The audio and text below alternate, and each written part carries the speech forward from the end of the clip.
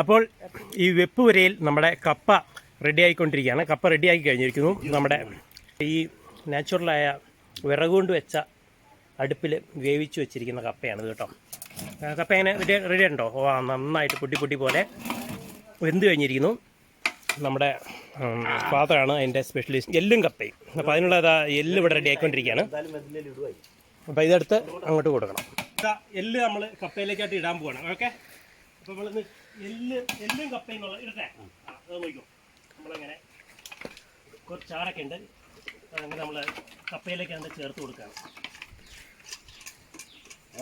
കൊള്ളാമോ? റെഡി. അപ്പോൾ അങ്ങനെ ചേർത്ത എല്ലും കപ്പയും നമ്മൾ നാച്ചുറലായിട്ടുള്ള സാധനങ്ങളാണ് ഉപയോഗിക്കുന്നത്. ഇതാണ് ഇളക്കുന്ന കോലാണ്. അതും നമ്മൾ മുളയും കൊണ്ടുള്ള കോലാണ്. അതുകൊണ്ട് നന്നായിട്ട് ഇളക്കാനുള്ള പരിപാടി. ബാമ്പുവാണ്. ഓക്കെ, ഇത് തുണി കൊണ്ടൊന്നല്ല. ഓക്കെ, കണ്ടോ? അപ്പോൾ അത് ചേർത്ത് നന്നായിട്ട് ഇളക്കുകയാണ്. നമ്മൾ പറഞ്ഞ പോലെ കല്യാണ വീട്ടുകളിൽ തലേ ദിവസം ഉണ്ടായിരുന്ന കപ്പയും എല്ലുമുള്ള വിഭവമാണ് ഞങ്ങളുടെ ഉച്ചക്കത്തെ ഭക്ഷണം.